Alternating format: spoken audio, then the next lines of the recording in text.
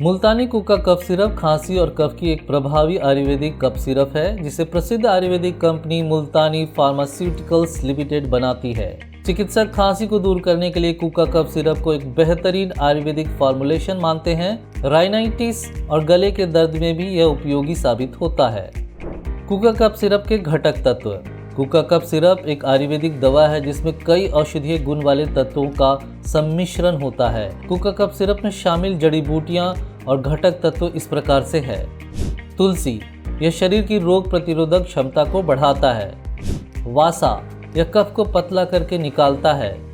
कुलंजन, सांस लेने में आई दिक्कत को दूर करता है। यष्टि मधु, यह गले के रोगों में लाभदायक है। पिप्पली, यह कफ को उत्पन्न होने से रोकता है। कुका कफ सिरप के फायदे। कुका कफ सिरप सूखी खांसी समेत सभी प्रकार की खांसी में उपयोगी होता है और तुरंत आराम प्रदान करता है। सर्दी, गले की खराश और बंद नाक की स्थिति में भी आराम देता है।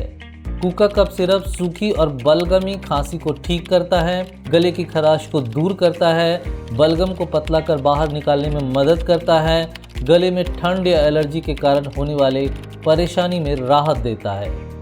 कुका कफ सिरप के नुकसान।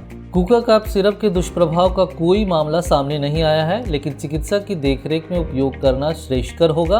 वैसे यह बच्चों और वयस्कों दोनों के लिए सुरक्षित है। कुका कफ सिरप की खुराक।